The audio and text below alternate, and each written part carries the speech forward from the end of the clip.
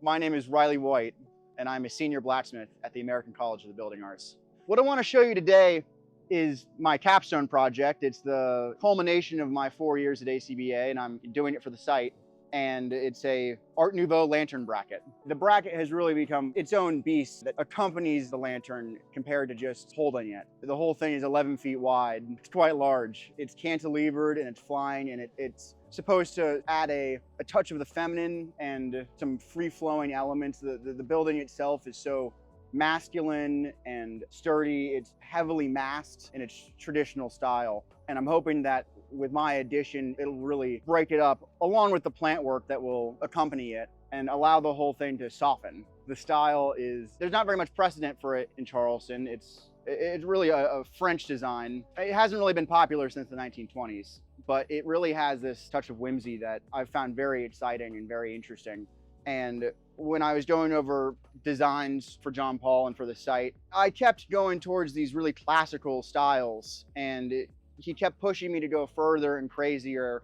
And he really wanted me to express myself in the way that I saw fit and not what I thought he wanted, which is really, a rare and awesome opportunity. It's got a lot of really complicated geometry. I'm realizing at this point in the process, it's got basically no flat plane to reference off of, except for the wall. So it starts with a bar of steel, and I'll get it hot in one of our coal forges or our propane forge and bend it around flat. All of the bars are flat bar, meaning they are thicker on one side and thinner on the other, like a rectangle.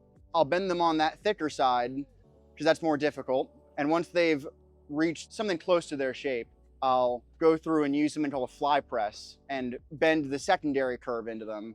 So they'll bend one way and then bend out this way at the same time. It's a compound curve. Once everything is forged and bent into shape, it'll go to assembly, and we'll use traditional rivets and forged collars to wrap everything together. And then the whole thing will be fastened to the wall with massive 3/4 inch masonry anchors. The students play a really key part in all of the specialized labor. It's sort of an experiment. It's really an exciting thing to be a part of. Doing all of these traditional trades, it's not really seen in new construction, and the way the house is built and some of the systems that are going in are revolutionary.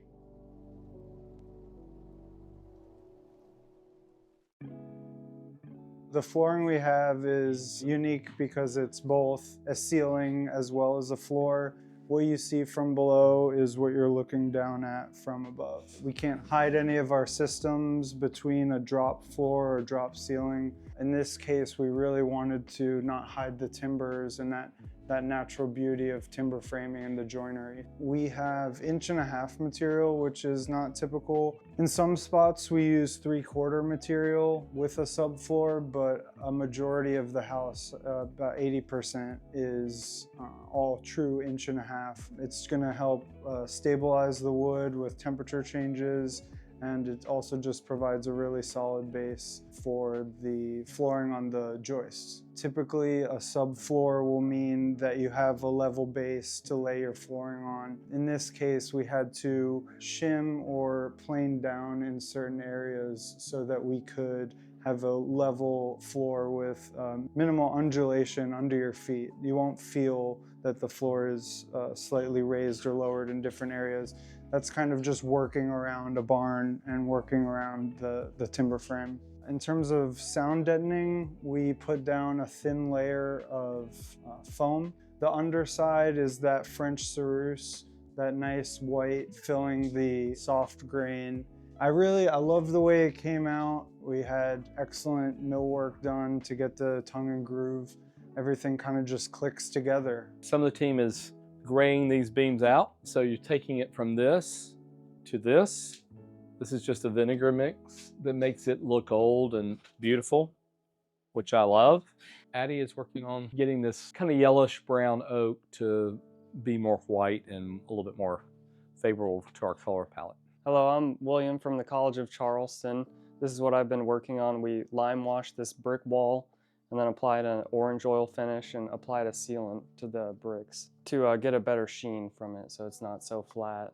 And we've left the mortar joints open so the bricks can breathe.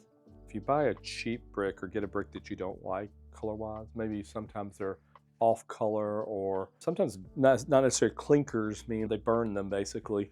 The clay in them can vary in colors. So what we did here is we just used a lime wash.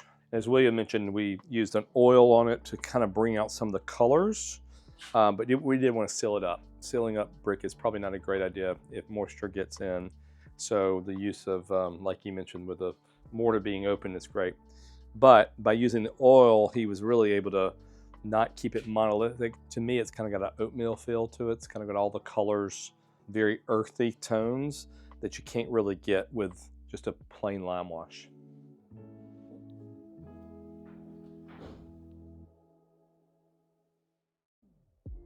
Good morning. So we're at the job site, and we are doing a base coat of a lime veneer plaster with a tint in it. So these are the freshman students from the American College of the Building Arts. They're finishing up the second application of a base coat, and then we're looking at this acrylic finish plaster that can go over this material that shows a little bit of a textural variation and color variation. So we may be adjusting the color a little bit more to get to a gray tone, and this would be the finish. So between the finish and the two base coats, the total thickness of this system will only be about 1/8 of an inch to 3/16 of an inch thick.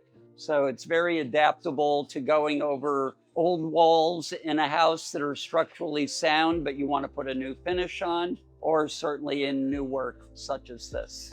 For the central passage here for code, we needed to have a fire barrier. So this cement board that we're putting up has to be continuous through the entire house. Because they're getting plastered, we have to have a ground to give the plasterers a reference so I can give them basically a depth stop. My pieces of OBS plywood over here have been offset from the surface of the fire block 3/16 of an inch to give them a proper level for their plaster. These grounds will be removed, and then there will be a piece of 3/4 inch casing here that will encase the door and hide a very, very small amount of this frame so that when you look at it, you won't see any light around the door, just so that we can put the focus on the timber frame and the doors instead of the trim. That's not the point of the house. The point of the house is the timber frame and the brick and all the architectural elements and the building materials that we're using. We're starting to look at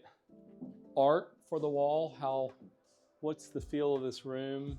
How will we make sure that when the plaster, it won't be monolithic, but it will come up with a suede feel, so it's handmade.